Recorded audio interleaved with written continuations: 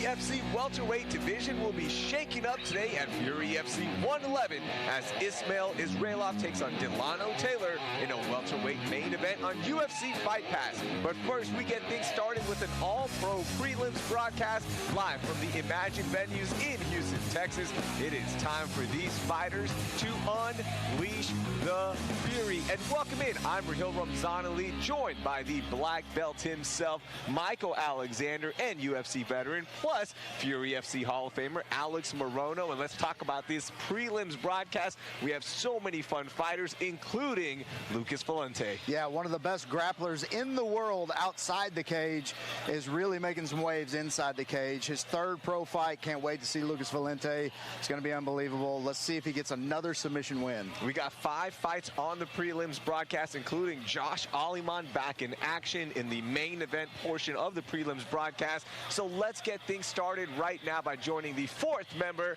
of our broadcast crew, the best dressed man in MMA, also a Fury FC Hall of Famer. Here he is, Wayne Leggett. Hello, fight fans, and welcome to Escapade at Imagine Venues in Houston, Texas. This is Fury FC 111, Israilov versus Taylor. But first, please welcome to the blue corner for your opening preliminary contest, Evian Rodriguez.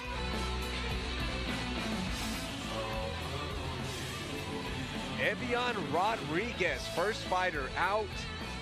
So much experience. He has been fighting for 17 years. There are fighters on this roster who are as old as the amount of years that Evian Rodriguez has been fighting, Michael. Yeah, I mean, anytime you have 35 fights, it doesn't really matter what your record is. That's a ton of experience inside the cage, especially to be fighting, basically a debut guy. And so it's a big fight for Evian because of course he wants to win at 38 years old. I mean, this is for the love of fighting, Alex. Yeah, and he had more than just MMA fights. He's had boxing matches. Sure. He had like 15 amateur fights. I mean, the guy has been super active since as long as he's been fighting. Sorry to cut you off, but coming all the way down from Washington as well for this fight. So, this isn't just we just found some guy. He is still committed to this sport. He still wants to make some waves. Yeah, and in his last fight, he fought Lucas Valente. I mean, that's a tough out for anybody. And this is actually a pretty good match for him. He's coming in really good shape, and he's fighting a debuter. And, he's going to put that experience to test. Now his opponent, we'll talk about him shortly, he's been around the block a few times. This will be his 9th pro fight, his opponent. But still, I mean, first pro fight, it's a different level. There's fewer rules, longer rounds. So, man, this is going to be a fun fight. Second time inside the Fury FC cage, as you mentioned. Lucas Valente tapped him in September. And again, you got tapped by one of the best grapplers walking on the planet right now. You don't hang your head too. You just go, hey man, that happens. That's the fight game. But here he is, getting ready to walk inside, trying to snap that losing streak, trying to get his 7th win as a professional. Evian Rodriguez is inside. Let's meet his opponent. Please welcome to the red corner, KJ Thomas. Excitement was the word KJ Thomas used the most when talking about this fight. He is excited to finally make his pro debut after going 6-2 as an amateur, but hasn't fought since January of this year, so took some time to regroup, 11 months off, and here we are making the debut. Yeah, a lot of times that'll happen. You'll have your last amateur fight. You'll take a little time to get ready for that pro fight, just to tighten those things up that you feel like you need to do to be at the next level. But KJ is a very good athlete. He's very long. He's very big for this division. So I expect him to do just fine as a pro, Alex. Yeah, absolutely. And oddly enough, in his last amateur fight, he tried to drop down to 155, and he's not a small welterweight. I thought that was a weird play. They ended up doing a catchweight, he and his opponent. But and he got the win still. Oddly enough, he actually has a previous opponent in Goley who'll be fighting in our next pro fight. It's an excellent fight to go back and watch, all the Fury fans out there. We look at our tail of the tape, as you guys mentioned. Look at that height, 6'1", the reach, 79 inches for KJ Thomas. And he looks the part. He is ready to go. And our Taylor tape is brought to you by Space City Collective. And shout out to the crew at Space City Collective that had a fantastic fall festival pop-up market the other week. And I know they're doing great things. Both fighters are inside. Let's get our introductions. Ladies and gentlemen, your opening preliminary contest brought to you by Space City Collective is scheduled for 3 rounds in the Fury FC welterweight division. Introducing to you first, fighting out of the blue corner. This mixed martial artist stands 5 feet 9 inches tall, and he weighed in officially at 169.8 pounds. Fighting out of Spokane, Washington, today he chases professional victory number 11. Here is Evian E-Train Rodriguez. And introducing his opponent across the cage, fighting out of the red corner. This 4-ounce fighter stands 6 feet 1 inch tall, and he weighed in at 171 pounds. Fighting out of Houston, Texas, by way of Bay Minette, Alabama, today he makes his professional debut. Here is KJ Wolverine Thomas. Your referee in charge of the action, Jeff Rexroad. All right, Jeff Rexroad getting the first assignment. We got 5 prelim fights for you before we head to UFC Fight Pass at 4:30 p.m. Central Standard Time. Look at that opening sequence there. Both guys unleashing. Good kicks here from KJ. Yeah, Evian landed 2 nice punches, a left hook and then a right cross right off the bat. And immediately KJ is starting to... Oh, man, KJ Thomas. This is why everybody was excited about this debut. And just like that, KJ Thomas makes a statement. Welcome to the pro ranks, the Wolverine. Man, it was a big uppercut when he had him against the cage that got that knockdown. I mean, that was a tremendous flurry there from KJ Thomas. Michael's going to head inside to talk to KJ Thomas. Man, that's a way to get this card going, Alex. Man, yeah, I'd like to hear they're going to re-show the whole fight. Yeah, let's just watch the whole thing again. Both guys started pretty measured. They were kind of finding their range with their jab. Always dangerous. But I think Thomas just made like a jab cross, and he gets his opponent on the retreat, and then just saw the opportunity to open up, which we'll see in just a moment. Yeah, there was that 1-1-2. Watch the right hand. Bam, bam. Bang. Yeah, it was those 2 uppercuts followed by that right hook that got the knockdown. Those uppercuts are so hard to see coming. All right, let's make this one official. Here's Wayne. Ladies and gentlemen, referee Jeff Rexroad calls for a stop to the fight. 25 seconds into the very first round, declaring your winner by TKO, KJ Wolverine Thomas. I'm here with your winner, KJ Thomas. KJ, took you 25 seconds on your pro debut against a guy that had 50 fights, 35 as a pro, 15 as an amateur. How does it feel to come out here and get this done? It feels really good. Been a long time coming. Man, I've been waiting for a fight since January. Like, hey, came with this team, and they've been pushing me ever since I've been here, man. It's nothing but God. First giving honor to God, matter of fact.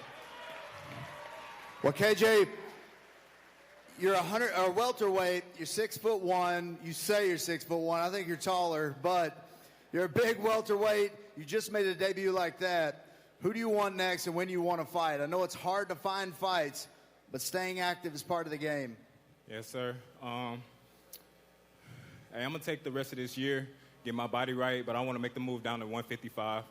And whoever they bring to me, I want it, and let's get it. Well, you're a force in both divisions. Congratulations on the win. Your winner, KJ Thomas. Ooh-wee, 155. That's going to be interesting. Yeah, what a debut. Man, I tell you, KJ, you stay at welterweight, man. You got a 25-second knockout. Why would you change? It's certainly not broken. All the same, I cannot wait to see him fight again. All right, let's keep things moving and meet our next fighter. Please welcome to the blue corner, Islam Mortazaliev. Islam Mortazaliev, second time inside the Fury FC cage. And when I saw this fight announcement, I think all of us were kind of like, whoa, hold on, because Elias Goley and Islam, both very interesting prospects, could definitely be there at the next level. It doesn't matter what happens in this fight. Both guys are very talented. But the fact that both guys said, yeah, let's do this in our second fights as pros, man. Yeah, 1-0 versus 1-0, and these guys are both, I mean, genuine prospects. It's funny, you should, you know, usually they're both 5-0 versus 5-0, but they want to get it done early. Neither guy seemed apprehensive. We were talking to the matchmakers yesterday, and they were both excited for the matchup. I think a big aspect of this fight is Islam's grappling. It's going to be versus Elias' striking. It's going to be a fun fight. I actually think this is the best time for this fight because as these guys progress, either one of these guys who wins, the losers are going to go on to be successful. This is a fight that's going to age well. It's not going to hurt them at their second fight if they continue to win after this.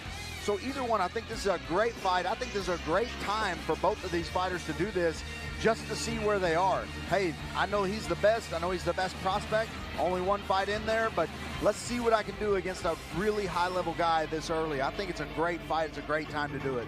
Islam in his last fight got the win over Alex Foster at Fury FC 101 back in February, which seemed like decades ago. That's how like fast this year and long this year, both at the same time, have been flying by. Both fighters are inside. Or excuse me, sorry. Let's meet our next fighter. Please welcome Elias Goley to the red corner. I jumped the gun there. I was excited for this one. Hey, let's get Elias is already in there. Let's get this one going. But Elias Goley, second time inside the Fury FC cage as a pro. Also fought twice for us as an amateur. He's a savage. Like, there's no other way to put this. This kid is a savage. Yeah, we just watched KJ Thomas fight. Elias Goley has a split decision win over KJ Thomas. We saw him make super short work of his last opponent.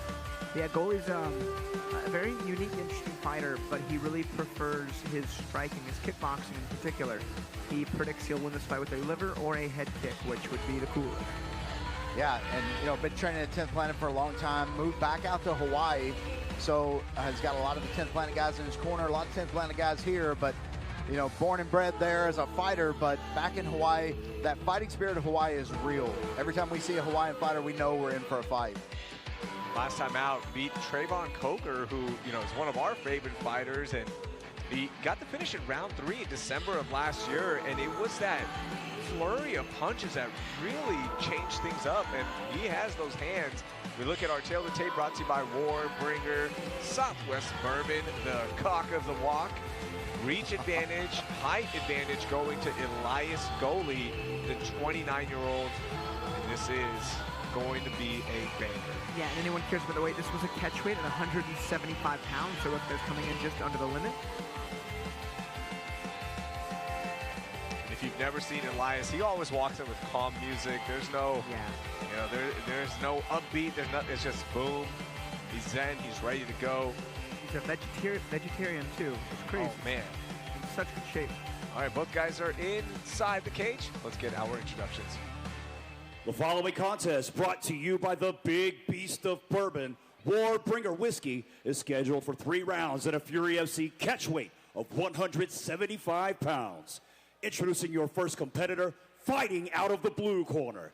This freestyle fighter stands 5 feet 11 inches tall, and he weighed officially at 174.8 pounds. Fighting out of Miami, Florida, by way of Grozny, Chechnya, he holds a professional record of 1 win, no losses. This is Islam Mortazaliev. And introducing his opponent across the cage, fighting out of the red corner. This mixed martial artist stands 6 feet 1 inch tall, and he weighed in at 174.2 pounds. Fighting out of Rockdale, Texas, by way of Spring Valley, New York, he too holds a professional record of 1 win, no losses. This is Elias Goley. Your referee in charge, Ryan Thompson. Ryan Thompson inside. Things are ready to go.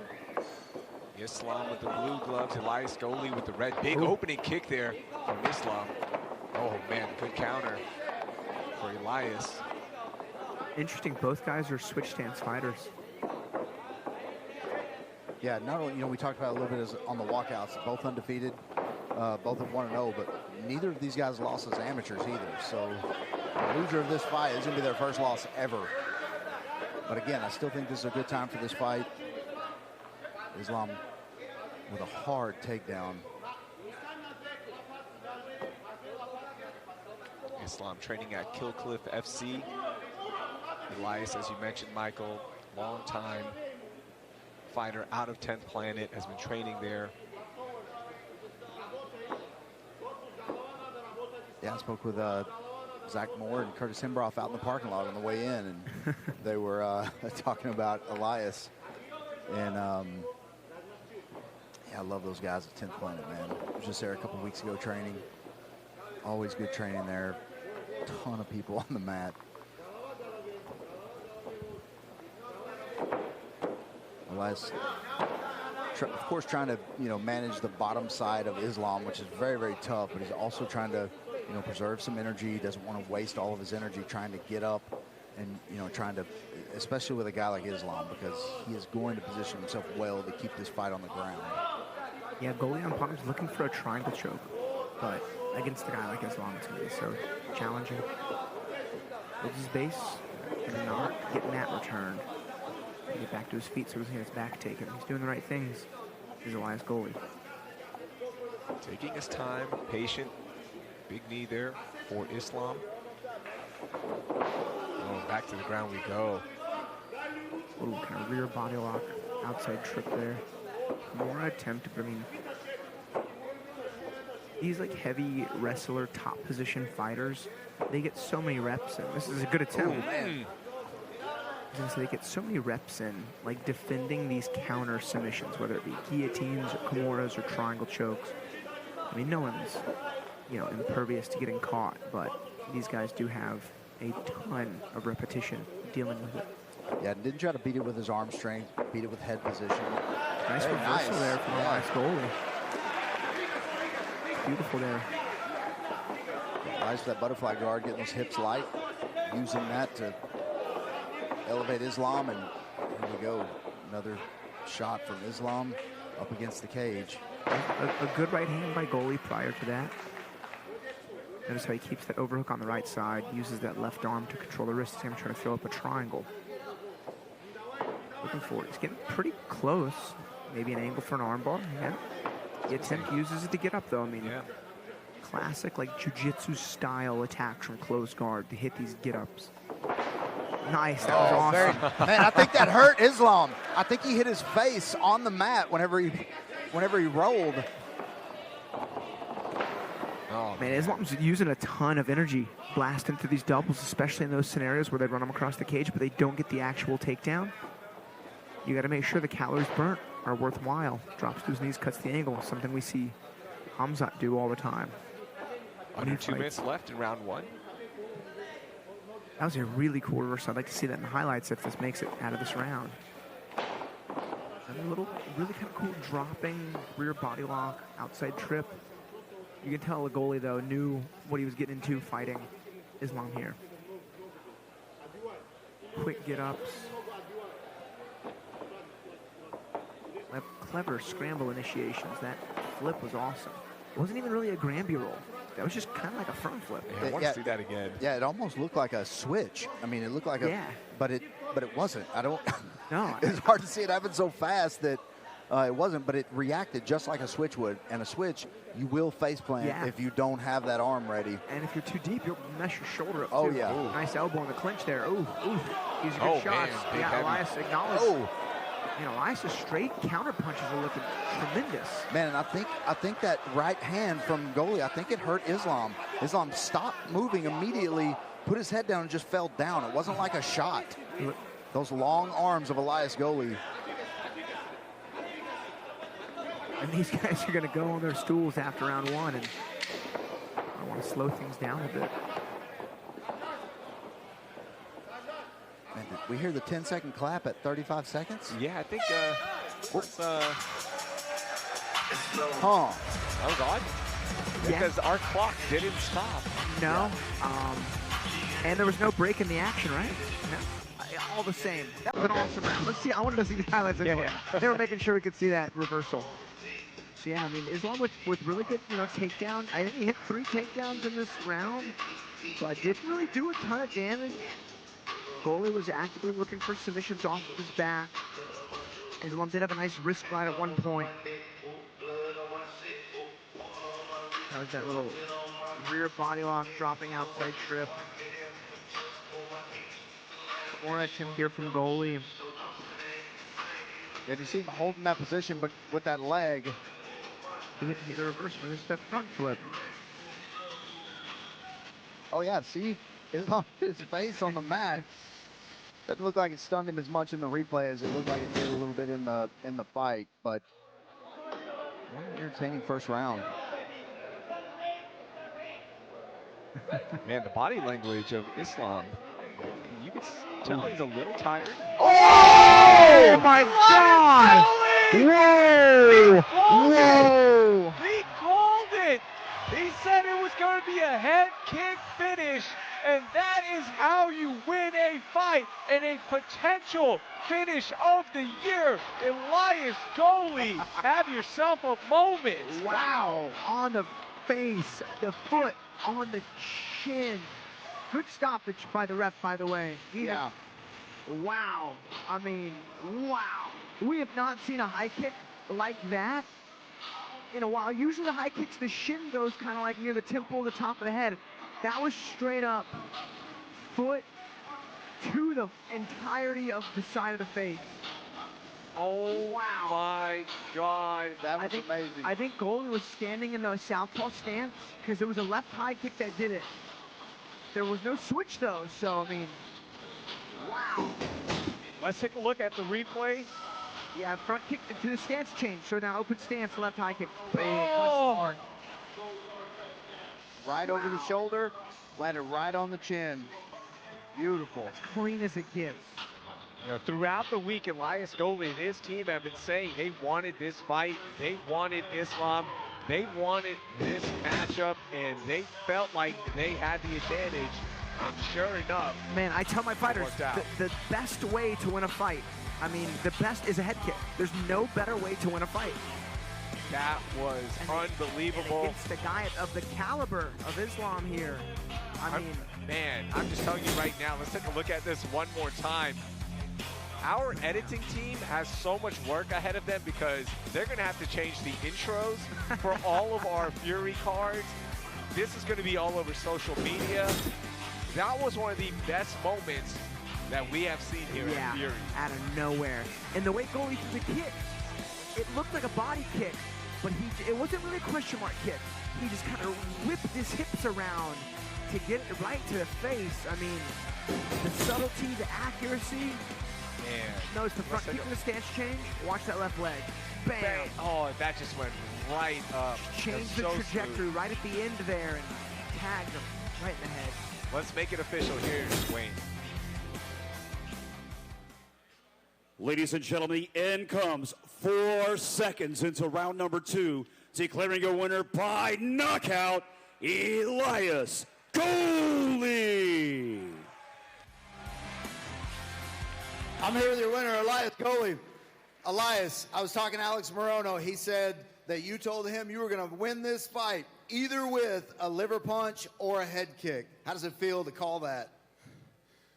It feels pretty good. I just want to say first that God doesn't exist, and that was all me. Psych! All glories to Sri Krishna, who is the best friend of every living entity. You have a best friend. You got a best friend. You get a best friend. I get a best friend. And he's the most wonderful person. He's full of love for each and every single one of us. And the real purpose of life is to seek him out. So in everything I do, I try to make an offering. This is like, I'm happy with my life. And win or lose, it's just try to get closer to Krishna. So Elias, you probably expected a heavy wrestling first round. You knew he was going to be a wrestler.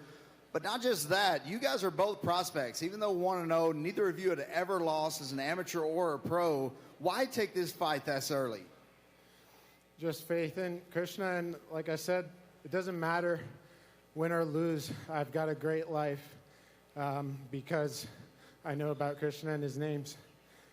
He is known as a chuta, meaning that he is infallible. All of us are fallible, so I know every time I come in here that I can lose, but I also come in here with the confidence that if he uses me, I can be any man. I can be any man in any division, in any promotion, by his grace. Well, Elias, it was a beautiful head kick.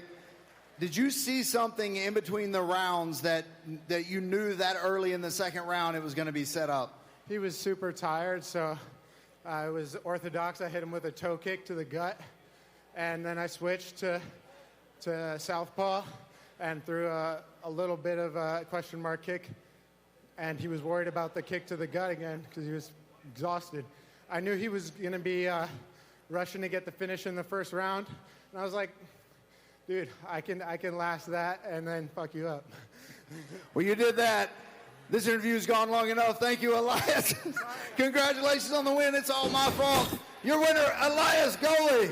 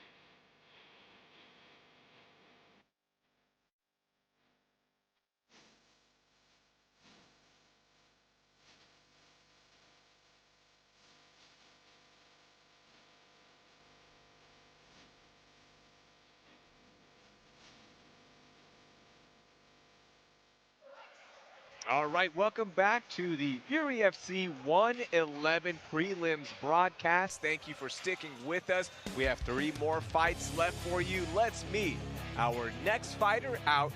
Here's Wayne Leggett. Please welcome to the blue corner for your next fight, Christian Lopez. Christian Lopez. We've seen him fight 13 times, or this will be his 13th time here at Fury FC, and records be damned, Christian Lopez will throw down if you let him. Yeah, Christian Lopez, you can't say he won't fight anybody because you look at the people that he's fought.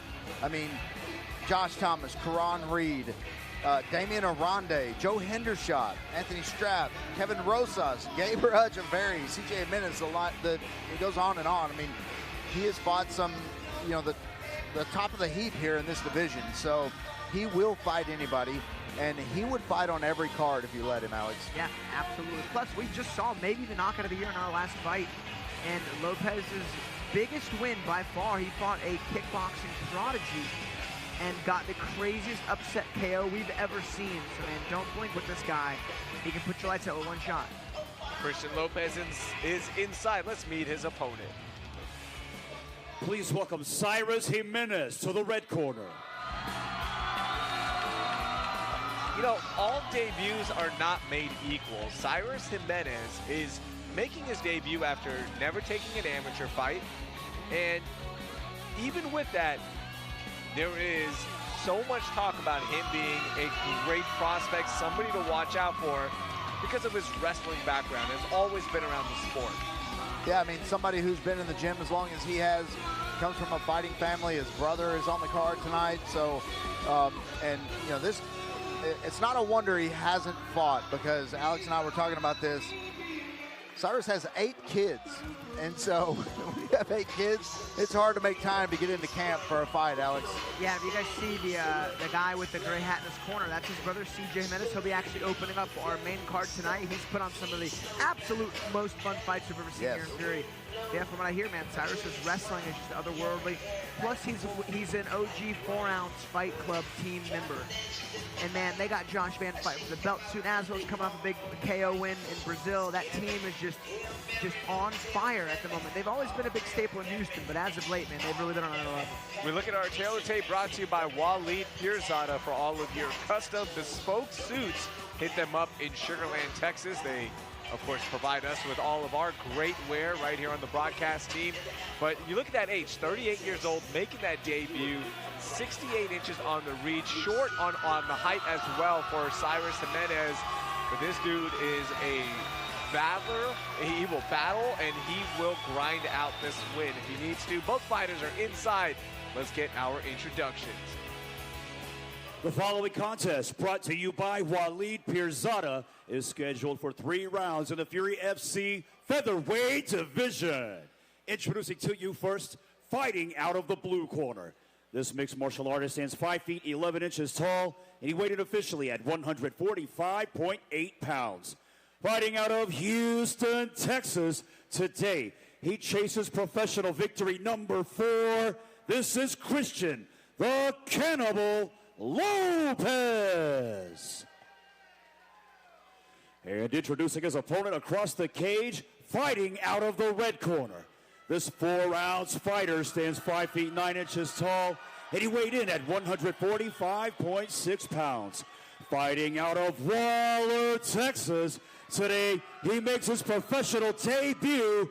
This is Cyrus Jimenez. Your referee in charge of the action, Professor Joe Solis. You hear that excitement for Cyrus Jimenez making that debut. The 38-year-old is ready to go against Christian Lopez, who is in the blue gloves, Jimenez in the red. Professor Joe Solis inside, kick to open things up for both guys. Yeah, Christian Lopez with that long frame. You know, not a lot of wins, but, I mean, a lot of experience inside the cage. There's our wrestling that we talked about right off the bat. Right to his foot. Puts it.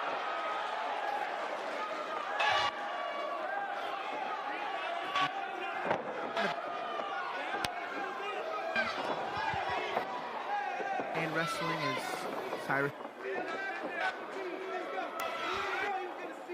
Getting back to his feet.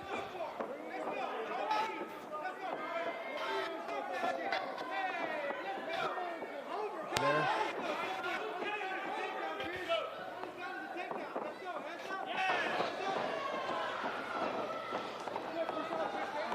Good defense up from Christian Lopez. Yeah, this fight is just chaotic. Oh, that was a big wow. punch there from Lopez. Christian Lopez's stand-up is something you got to watch out for. If he gets an opportunity to throw, he will land with kicks and punches, of course. And his defense looking a little bit better. We had a inadvertent cup shot there. Yeah, throw kicks at the same time. But yeah, Jimenez, you know, got a couple of early entries and on takedowns, but Lopez has done a good job getting back to his feet. Yeah, it looked like both guys might have touched the cup of each other. Just Jimenez took a little bit harder shot. Also, the height difference may have had something to do with that, but Both guys touching each other cups. That's first. Here, let's take a look at this. If you're into that sort of thing. All right, now on the outside there for Jimenez, but on the inside for Christian Lopez. Jimenez, you know, first fight, a bit excited, really trying to find that wrestling. Both guys had some fun kind of firefights while they were in close quarters. Wonder, look, it's never fun getting kicked in the cup, all right? So I just want to put that disclaimer there. But could be a good thing for Jimenez, where, as you mentioned, first fight, making the debut, no amateur fights as well. Almost like a moment to decompress. Let's take a look again. Let's see. Yeah, might have caught it on the brush as it was going up, but yeah, front kick hit a little bit low. Yeah. Wasn't too bad, thankfully. But a good moment there for Jimenez to just kind of collect his thoughts and... Ooh.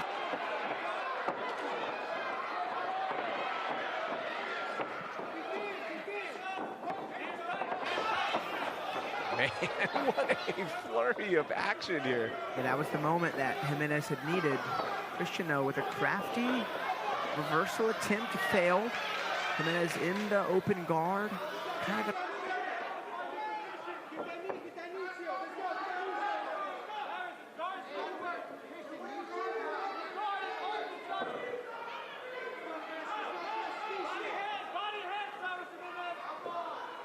make some space from the bottom.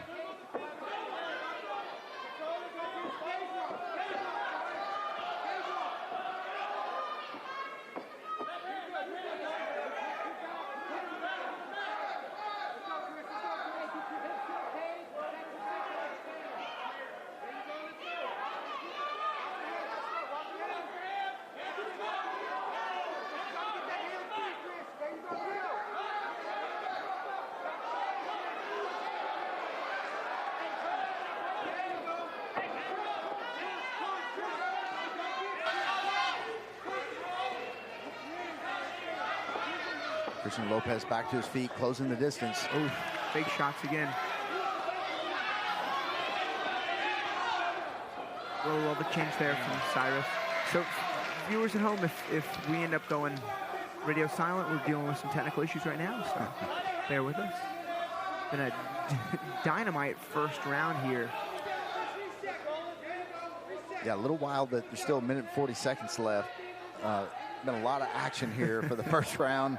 Plus, we had a little stall, a little cup shot, but Cyrus Jimenez back in there, back on top, and then a few exchanges since then, but and Cyrus looking like he wants to slow this action down just a little bit, and Christian Lopez looking like he's not mad about it. Hitting a nice wrist ride there is Jimenez. You notice the right arm is behind the back of Lopez, pinning that bottom right arm to the ground.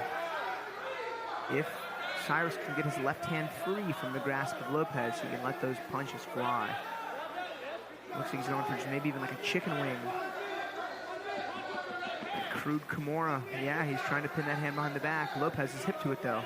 Flattens himself out. kind of accepting guard, but freeing up that tied up shoulder in the process. Yeah, you definitely don't want that wrist behind your back and then it start going the opposite way, because I don't know if y'all figure that the arm does not bend that way well. Yeah, Bellamere actually got her win in Fury with that chicken wing submission. Maybe the best named submission on the planet, chicken wing. We need a chicken wing sponsor for that. Yeah, no. Although we've only seen one. Yeah. So in wrestling, they call that specific grip the chicken wing. Huge body shots there. In jiu-jitsu, I've heard it called the cop lock or the crude Kimura. Oh, there they go again. Man, that one was just kicks at the exact same time. Devastating right there. Yeah, only 6 seconds left in the round. Let's take a look again. Or the same exact. That one was way worse. Yeah, that went deep. So as Cyrus steps in to throw that low kick, Lopez was more stationary through that front kick. Would have probably, you know, landed had the kick not been thrown at the exact same time. This one looks like it's going to take a couple of minutes. And then we have 6 seconds left roughly on the clock, Michael. So then we have another minute coming in between. Yeah. We've only got 2 more prelims after this and about an hour and a half to get them done. So this isn't the worst break we've had. Yeah, this was a light card for us today. Usually, you know, we push more towards the 15 to 18 range for our numbered cards. But today, on our prelims, we had 5 fights. 2 of them have already been fantastic. Yeah. KJ Thomas getting his win in his debut. Elias Goley with the potential finish of the year with that was awesome. a devastating kick that if you haven't seen the highlights yet, make sure you follow us on Instagram at Fury Fighting. It is up. And then at 4:30 p.m., we will head to UFC Fight Pass. Get your subscriptions in right now. We got 8 fights scheduled for you, including our main event, Ismail Israilov taking on Delano Taylor, with the winner of that fight potentially getting a title shot in the winner of Mansour Kara taking on Sam Kilmer. That fight coming up next month. So a lot of moving parts in the welterweight division. But look at those kids. You got Michael as well, fresh off his win in Rio, and then you got Josh Van, who has just broken every record Houston's ever seen in the MMA realm, fighting for the belt in December. Man, how against about Pantoja, UFC pay-per-view, co-main. Cannot wait for it. If you guys are if you're fans of Houston MMA, you have to root for Josh Van. I'm not one to go I want to be there for that fight, but because we've called all of Josh's fights, oh man, point deduction, by the way, inside the cage right now. I mean, unintentional, that's very warranted. Yeah. I mean, that's 2. They both pretty substantial. That second one, much worse than the first. But I was saying, I'm never one to be I need to get to this event. I want to be there as Josh fights for the title coming up in December. All right. Next month. And there you go. That's the end of the round. Yep. One low kick for good measure.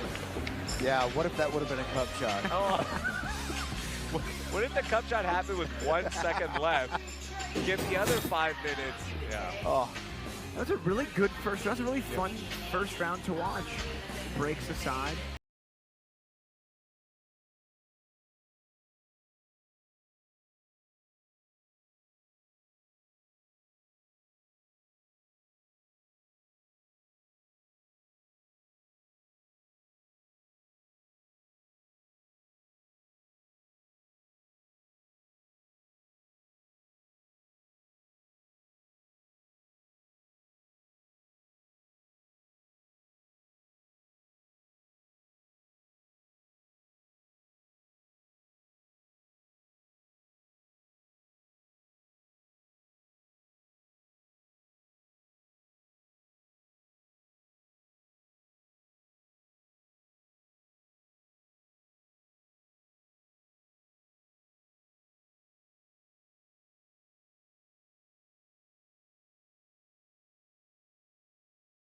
All right, here we go, round 2. It's great, though. Both family men, both families of fighters. Maybe the safest family to be near on earth. Yep. Oh, man, look at this opening sequence. from both fighters. They are just letting their hands go. By the way, Cyrus Jimenez, his daughters wrestle, and he said that they can probably take anybody in the state down. Like, he is very confident. That's cool.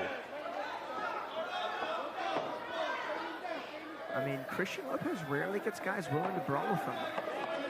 Jimenez is willing to brawl with him. It's interesting to see Lopez in this setting. Oh, Christian Lopez! We told you he can end a fight with one punch, and that is it. You just need a willing dance partner, and Christian Lopez picks up his second win with a wild finish. Wow. Big right hand set up beautifully. You know, they crashed a couple of times into each other. Christian Lopez went to crash in. It looked like this time took a step back, threw the right hand, and it landed right on point. Yeah, congrats to Lopez. And then honestly, man, props to Cyrus Jimenez. He had a huge wrestling advantage, but chose to just stand and bang it out because that's what his family does, and they stand and just slug it out. Crazy fight. I wouldn't have put this one on the list for fight of the night potentials just because the style differences, but man, it takes two to tango, and Lopez wanted to find a big shot. Cyrus was happy to stand and trade. I mean, that was wild. And I mean, you're speaking from experience. You've coached against Christian Lopez, and it's definitely something you tell your fighters, like, hey, look, don't let that record fool you. This guy, he is legit. Like, his stand-up is very good. Yeah, got power too. I mean, he fought 135.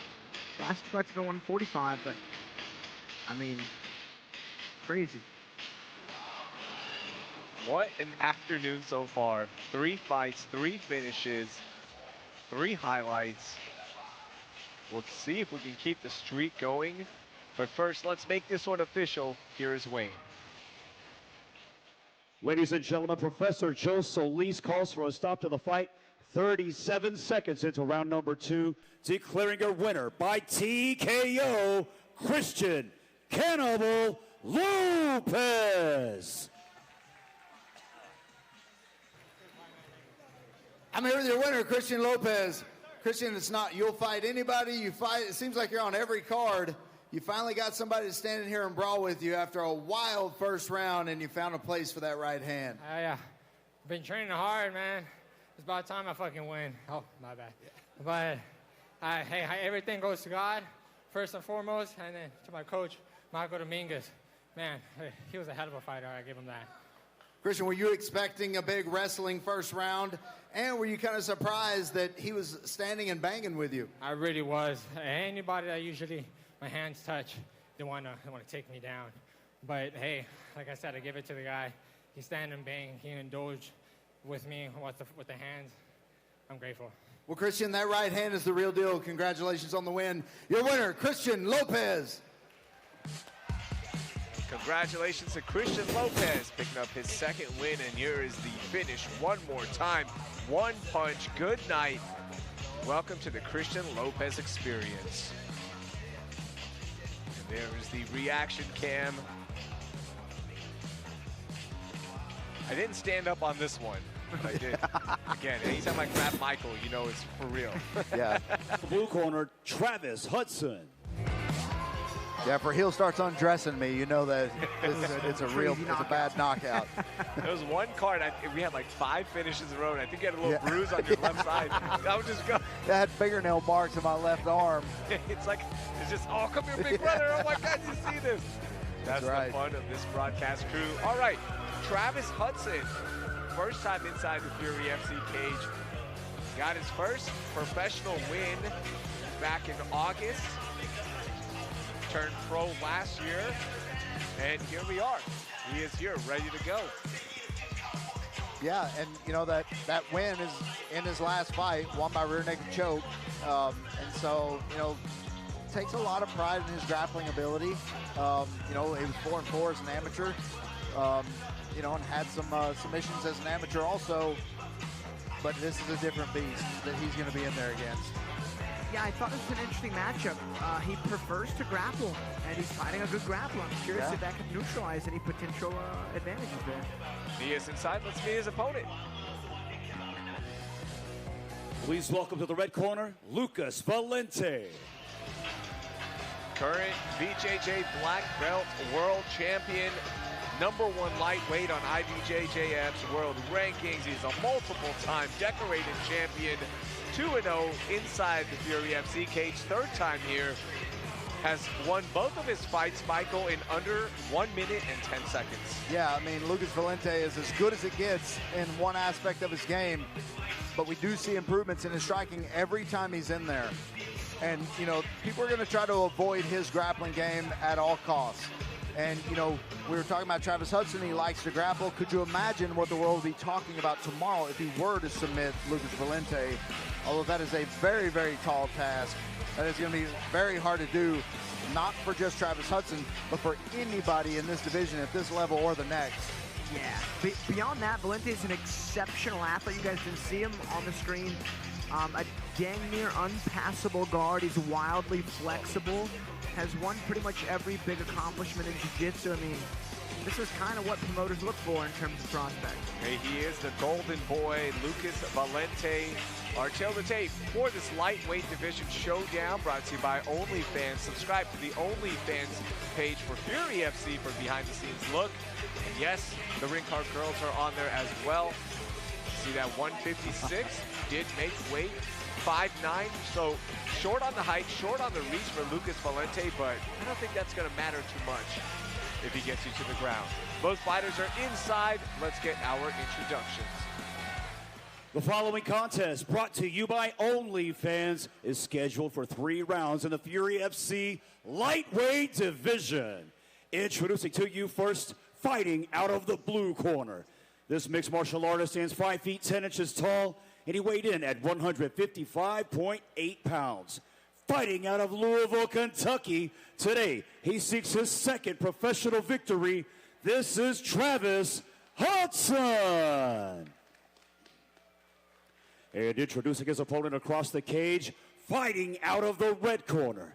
This freestyle fighter stands 5 feet 9 inches tall, and he weighed in at 156 pounds. Fighting out of Houston, Texas, by way of Belo Horizonte, Minas Gerais, Brazil, he holds an undefeated professional record of 2 wins, no losses. Here is Lucas Golden Boy Valente. Your referee in charge, Jeff Rexroad. Wayne, that was awesome. Nailed it. That is why he's in the Hall of Fame. He is absolutely a stud. Ooh, opening kick there from Travis Hudson. Oh! Oh, wow! Hey, shit, man. He's still out. I mean, Hudson, I think he's mounted. Yeah, I think Lucas held him up. Yeah. I think he knocked him out and held him up. Oh, man. Man, this is getting tight here for Lucas. Man, that's one of those, and granted, don't not take them down, Lucas, but he could have got a KO. Oh, yeah. And there's some blood somewhere. I see some blood on the mat there. It's probably Lucas's. I don't No, I'm kidding. I don't think so. Does the Golden Boy bleed? Yeah, I don't think so. We haven't seen it so far. Man, these transitions from the back to the mount position. Hudson doing a good job of staying alive, but that's about all he's doing so far. Lucas never really jumped on any arm bars. He made sure to maintain back control. Some real pressure on the lower back there. Hudson, though, he's actually doing well. Considering what he's had to go through in that first minute, getting like genuinely cracked with the right hand, super flattened out, and ridden hard by one of the best grapplers in the Fury cage. Looking to hit that backdoor escape. There is a really good armbar from here, and you got that kind of modded Kimura grip. Oh man, that is not pretty. Travis Hudson holding on. That arm is not in a good position. Oh man, cuts the angle. He gets his head out. I think he's going to be out of this one. That's Hudson's grappling comfortability. That was legal. It was to the chest. Oh man, how about this? Travis Hudson flipping the script. It looked like that fight was going to be over. And here we are with 3:15 left in round 1. Travis Hudson. Now, it's certainly different MMA, the fatigue and the pace, but Lucas did the 10-minute round gi matches. Those are about as fatiguing as they get. So he's had to fight tired before. It's an eye poke.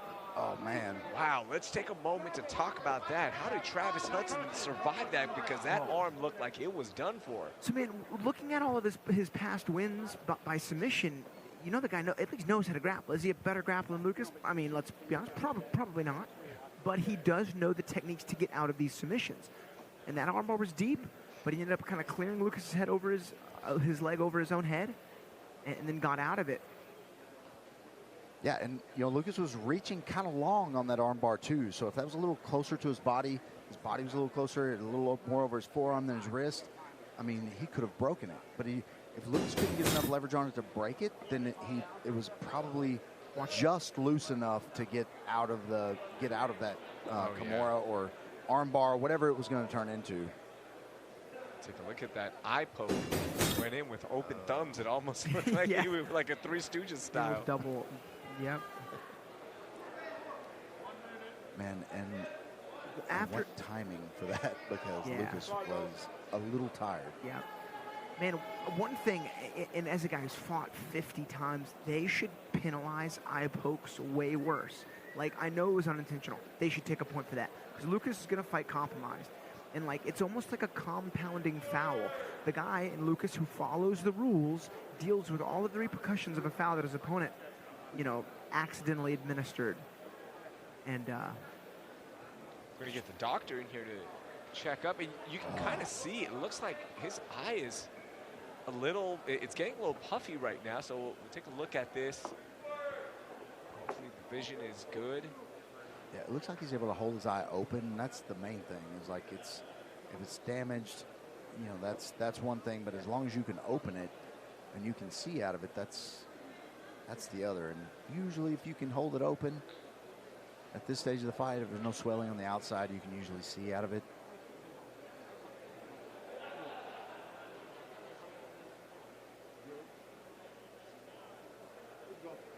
that's how Lucas fight restarted. All right. And what a wild set of prelims so far. Yeah. Every fight has just been extra dynamic. All right, warning issued to Travis Hudson. No point taken away. Here we go. Blood on the shin of Lucas Valente. Ooh. Goes to the distance, has body lock. I mean, right to mount.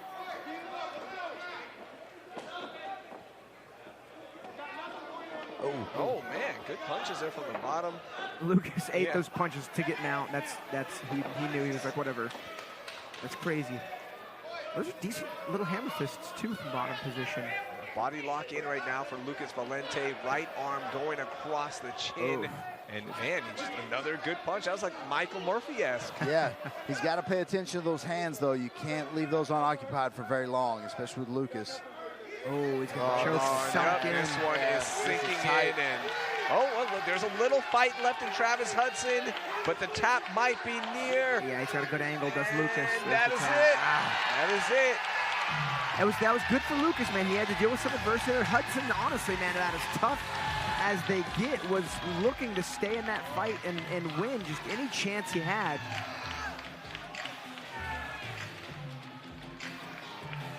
Yeah, I mean, Hudson escaping that first round, that big barrage, you know, the Kimura to armbar and getting out of it. And then, man, it looked like he was on the offense, and it looked like he was, you know, maybe starting to get the best of Lucas.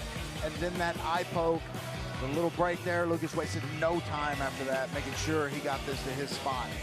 And if that eye poke doesn't happen, things might look a little different. Who knows? But it did happen, and that was a good right there for Lucas Valente to get things going after the eye poke, gets that fight to the ground. Ooh, and look, there is that armbar attempt, and man, that looked nasty, but somehow Hudson survives it, gets back up, and this is where things changed. Yeah, man, fights like this, for fighters like Lucas getting into MMA, you know, a little bit later in your martial arts career, so beneficial, man. He had to deal with some real adversity in this fight.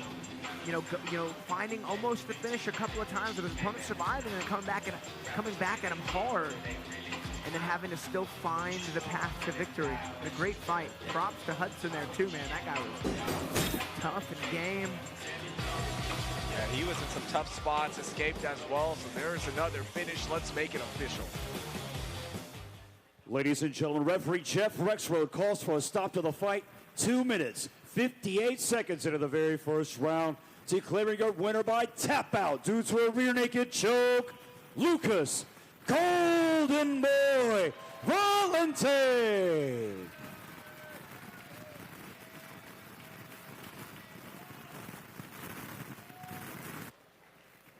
I'm here with your winner, Lucas Valente.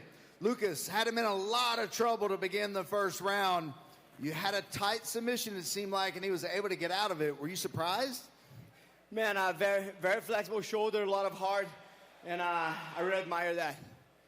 Well, Lucas, you after the eye poke, it looked like it was unintentional, so it didn't look like anything malicious, but whenever you rested from the eye poke and you could see again, got right back to business and wanted to get this fight back in your favor. Yeah, I just wanted to finish fast, you know. Got my son here, you know, and with him here, I would beat anyone in front of him, you know. I would fight the whole world for him. And my team, my students, my wife, my mom is here, you know, so there was no way. Well, Lucas, you're 3-0 now, undefeated. You're one of the best grapplers in the world. You know, as you get 4-0, 5-0, it's going to be harder and harder to get fights, but who do you want next? Is there a statement win you want to make next? Man, I just want, I don't want to fight anyone specifically, you know, but one thing I know is there's a lot of people there with a lot of attitude, a lot of, you know, looking tough. The thing is, I'm the real deal. Well, Lucas, congratulations on the win again. It was a beautiful submission. Your winner, Lucas Valente.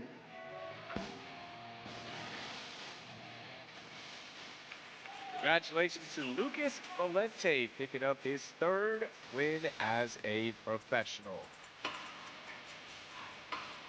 And how about this?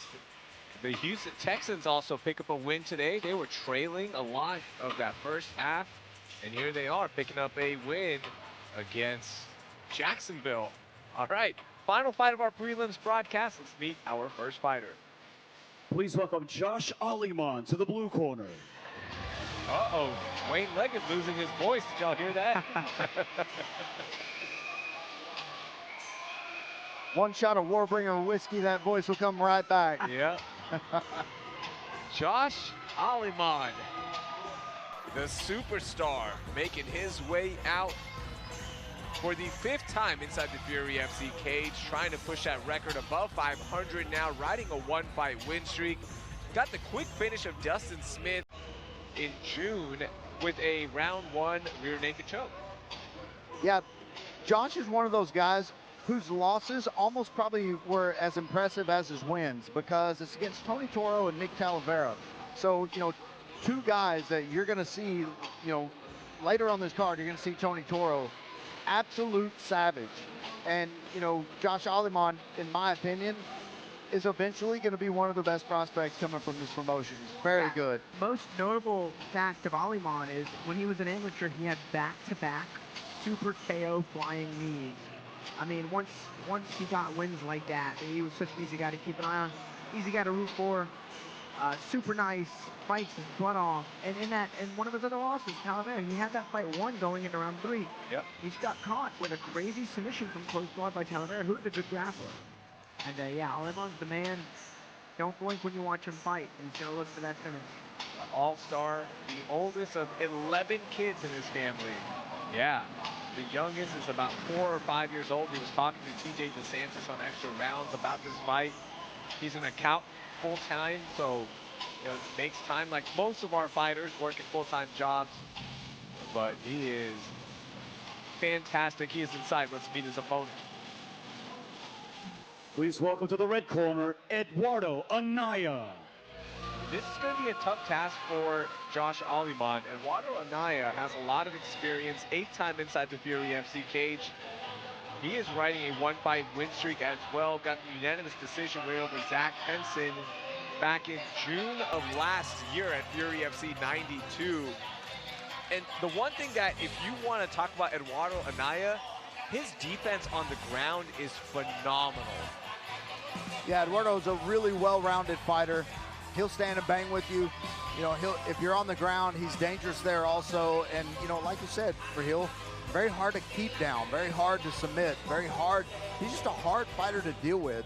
8 fights into his professional career. This is his 9th, and 7 fights as an amateur.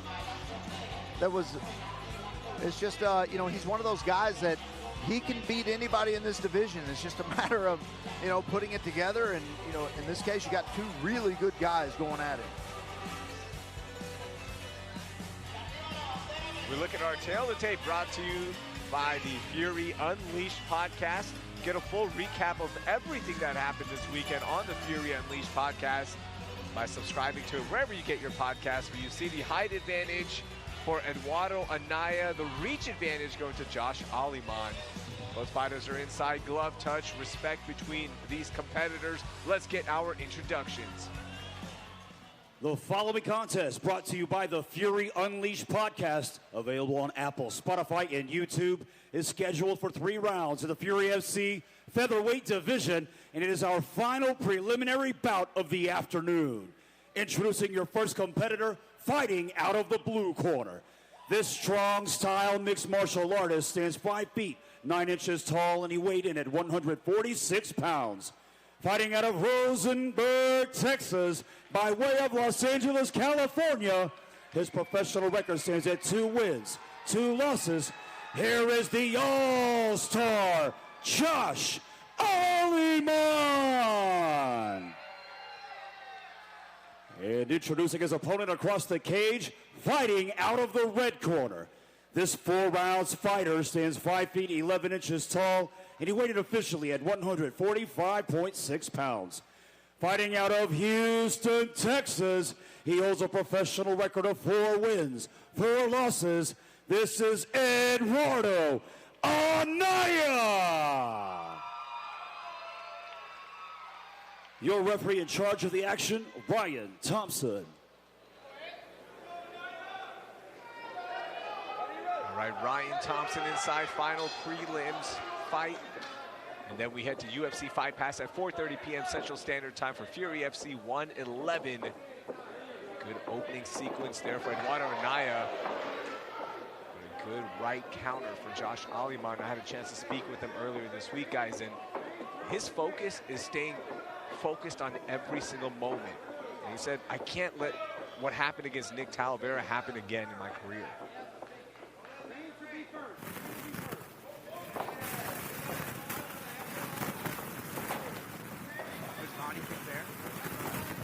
Alimon used it, though, to get on a high C here. Is Annayia. Annayia also has really crafty work off of his back.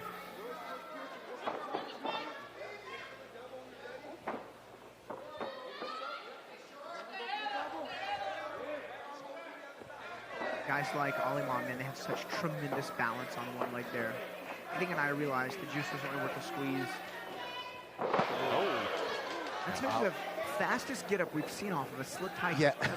He rode that momentum right back up. Oh, a nice body kick there from Annayia. Getting through the guard of Alimon. Alimon ran track, played rugby, all-around athlete. And Annaya's not really a type of fighter who will lean forward. If anything, he'll lean back more than anything, just because he's so tall. So the odds of that flying knee being a big option for Alimon in this fight, I think stylistically is pretty low. But he was certainly looking for it earlier, was Alimon. It's been a lot of pressure up against the cage for Annayia in this opening round. 3:15 left in round 1. There's that balance again, Alex.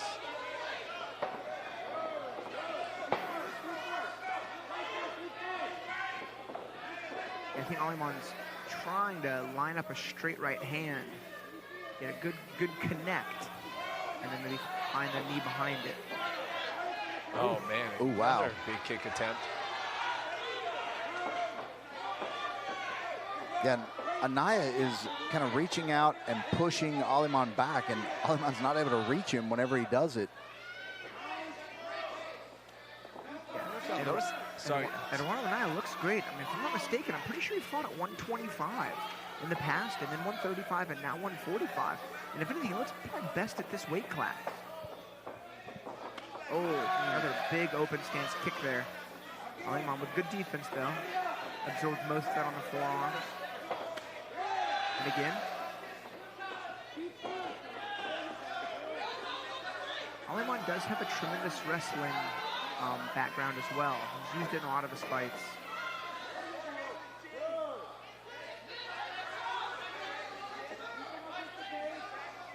But Annayia being at 4 ounce, man, those guys wrestling and grappling has always been good. Daniel Pineda, their main guy, if anything, had shined most on the ground when he was in the UFC.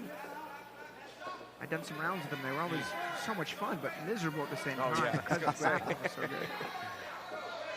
Yeah, when you meet guys, especially MMA guys, that big you know, kick. a lot like you, Alex, where you know it's like they are not supposed to feel this heavy, but that downward pressure from an MMA, from a black belt, that and all of us know how to do it, but man, it's just different on some people. How about that turn of events there for Alimon?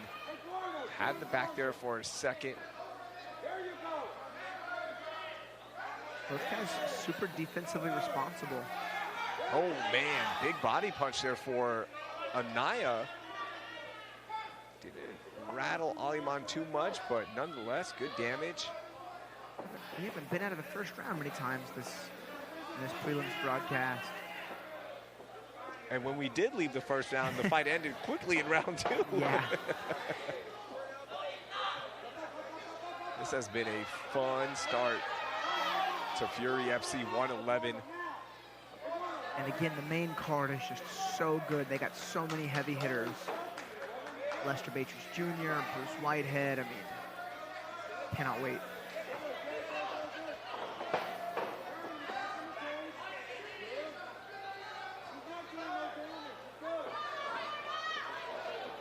Annayia looking very relaxed. Actually, both guys are. Both guys looking very relaxed. Both guys looking very comfortable in there. We haven't seen anybody wince in any exchanges. We haven't seen anybody kind of, looking worried about a position. Both guys very relaxed. Both guys ready for their opponent today. Yeah, this is an exceptional matchup. Matchmaking, that as good as it gets. Double duty for Richard Burmaster, who is our head matchmaker and VP of talent, also the head coach at Strong Style MMA, in the corner of Josh Alimon right now. Yeah, one thing about Richard Burmaster, he's not doing his fighters any favors with any matchups. No. He doesn't care that he's the matchmaker. He wants good fights for his guys, and man, we never see a Strong Style guy in an easy fight, ever. And it pays off, guys. Yeah. Josh Alimon, in his debut, took on Tony Toro, and that was a potential fight of the year candidate. Yeah. It was a blast of a fight, and that made Alimon tougher. Yeah. And that gets you more prepared. You've got more tape to study. You experience the deep waters early. Yeah. And that's where those rounds will pay dividends later on.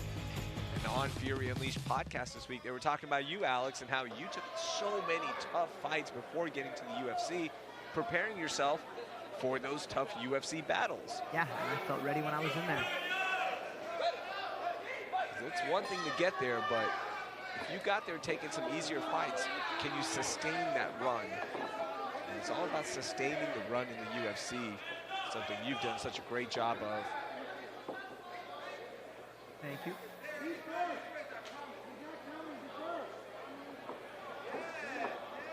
Round 2, opening with a little bit of more patience as opposed to round 1.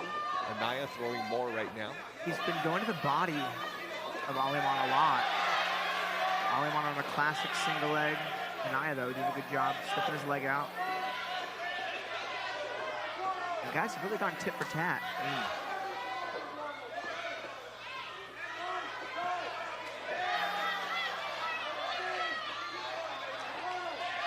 Oh, man. Eduardo Annayia with a combination to the body. I'm telling you, it's when he goes southpaw, he's really digging that kick and that lead hook. The body of Alimon. Michael, going back to your point to end round 1, both of these guys, they're not showing anything on their face or any kind of negative body language when the other guy's connecting. I would love to get like an internal thought, like, okay, did that one really hurt or not? Because these guys are hiding it. Annayia seems to have his range kind of locked in here early in round 2. It seems like Alimon's just a little too far away to land anything. Good on him. It was a good, nice little cross hook from Alimon. Yeah, you see, the one thing Annayia is doing that I don't like is when his retreat is out to his left, so it's to the strong hand of Alimon. So we got to watch. Alimon may catch him with that overhand right in that retreat. If he's able to cut the cage off, throw that overhand after an exchange, it could be bad news. But right now, Annayia going off on Alimon. That was subtle. That was a nice knee to the body from Annayia to Alimon. He's got a potential ninja choke here. Ooh, shakes it off this Alimon. Oh, man. And Alimon eating a lot of damage right now, guys. Yeah, Annayia putting some nice combinations together. Again, retreating to his left. Let's just see if that comes back to haunt him a little bit later in the fight.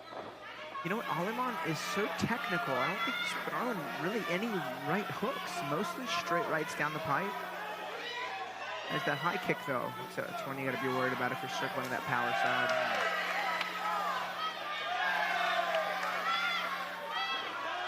How'd you guys have round 1 scored? It was pretty close. Yeah, it sure was. Oh, man. These guys are connecting. It's been all Annayia in round 2. A lot of momentum favoring the 4-ounce fighter.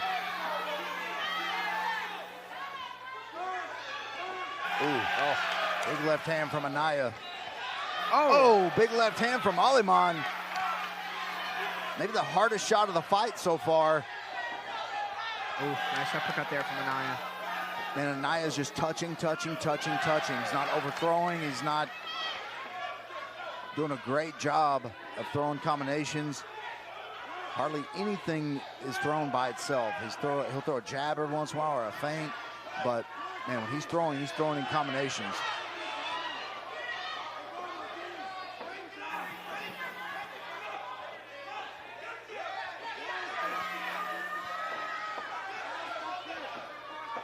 Oh, man. Annayia with a big swing down to the left hand, yeah. Just walking down Alimon. Nice jab from Alimon. 1 minute left in round 2.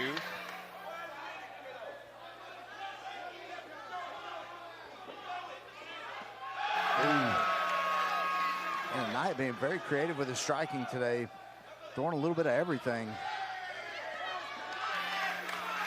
Yeah, good point, Michael. We've seen the whole arsenal. Yeah, I'll tell you, man, Annayia, he just found his range early in this round. Oh, man. Oh, nearly missing on another spinning attack. And now Alimon applying some pressure to end round 1. About 30 seconds left. Oh, man, Annayia. Kimura attempt here, though, from Annayia. Alimon's hands are together, but it's around the leg. Yeah, looks like he's going to switch to a high crotch here.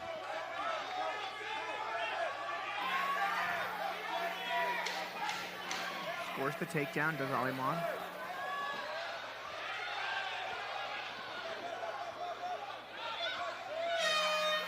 Man, what a fight. And we knew this fight was going to be very close, and it is living up to that. I think Annayia wins round 2, more aggressive, connected with more. Round 1, I'm not sure. Yeah, very close round 1. You know, Alimon may have edged it out a little bit, you know, I'll even say he may have edged it out on 2 of the 3 judges' scorecards, but definitely an Annayia second round. He was landing everything he was throwing. Had a submission attempt in there, but that's probably one of the bigger shots. But that big left hand from Alimon, but man, didn't seem to do anything to Annayia. Kept moving forward. Yeah. I've got this going 1-1 right now. I think Alimon with the takedowns in round 1, probably the more statements. Good aggressiveness, more pressure, all that stuff, but could easily be 2-0. We're not sure. This is why this round 3 is so important. Final round of our prelims broadcast for Fury FC 111. We thank you for joining us as we get ready to head to UFC Fight Pass at 4:30 p.m. Central Standard Time. 8 fights scheduled for you on the main broadcast. Inside the cage right now, Alimon opening things up. Man, ran the feet so well on that double leg. I mean, everything was perfect about that. Direction change. Ran him across the cage, ran him down, made him run out of room, and great takedown, but Annayia back to his feet right away. Gotta watch his neck, because Alimon.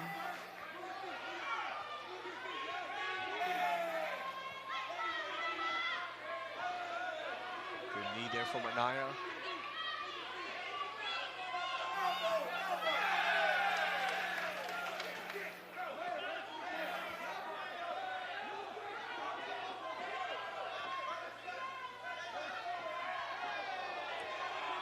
And a big right just missing there for Alimon as he changes levels.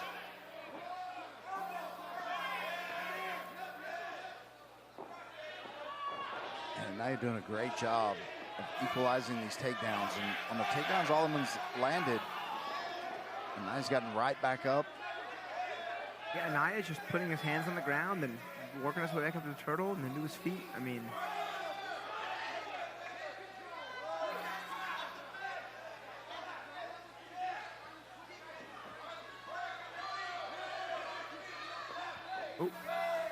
oh man, yeah. He heard that one too. Like a little knock. I think Annayia going to be all right. Man, we've seen so much around, happening in the UFC, happening, in other places where the eye pokes, the cup shots, it's costing people.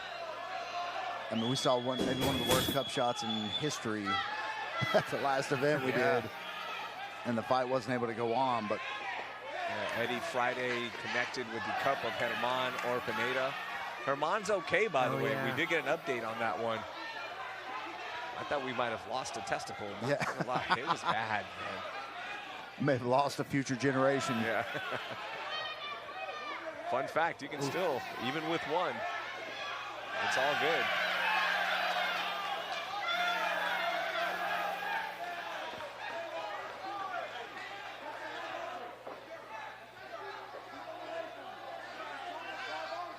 Oh. Nice body shot from Annayia. Yeah, now Alimon's just getting a little more brutish, throwing that big right hand over the top. Yeah, he was letting his hands go a lot more in round one, was staying in the pocket, was more comfortable there. Did eat a few knees to the ribs, but Alimon was okay with staying in there in round one. Didn't see as much in round two.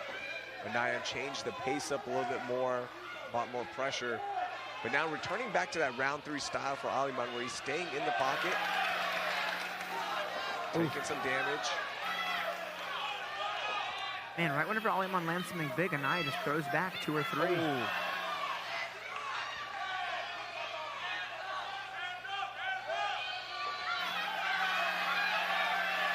Now, I really feel like it's been Annayia's volume that's been kind of the factor in this fight. Ooh, uppercut there from Annayia, followed by a left hand. A lot of momentum now for Eduardo Annayia. Can he capitalize with about 1:30 left in this fight? Ooh.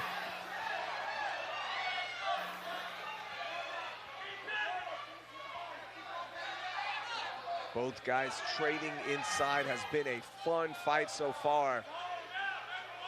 Yeah, I think the main difference, Annayia's not letting anything sit. There's no static moments for him. If Alimon's guard is down, Annayia is throwing punches. Even when Alimon's throwing punches, Annayia's looking for the counter. It's just not a static moment for Annayia. You see that? It's just he's doing something. It's always activity. Great notice there, Michael. Man, this has been Eduardo Annayia's one of his best performances that we've seen. Yeah, it really has been. And Alimon, at this point, I wonder if you let this go, because 30 seconds left. You might need some sort of finish. Gets reversed here.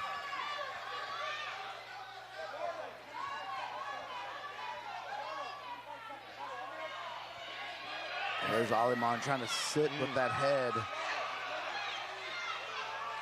Just not in a position to be able to finish that. With 10 seconds left, he is applying some sort of squeeze, but Annayia might be okay. Just not enough of an angle. Annaya's head leaking out, and that is the horn. We will go to the judges' scorecards for the first time on our prelims broadcast.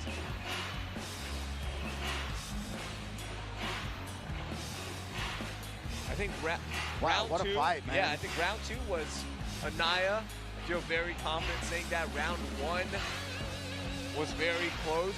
Depending on round 3, how you see that finish, damage, I'm not sure. What do y'all think?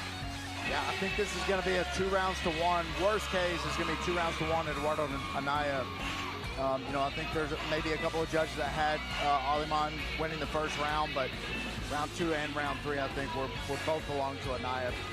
And, you know, I mean, based on the strike count alone, I mean, there's a lot of volume coming from Eduardo Annayia. Yeah, and Real, what you had said about this maybe being Annaya's best performance, you know, this is his 9th pro fight. He had a lot of amateur fights, and he did look better than ever tonight. I mean, the new weight class, he's with 4 ounce now. I mean, he really did look sharp.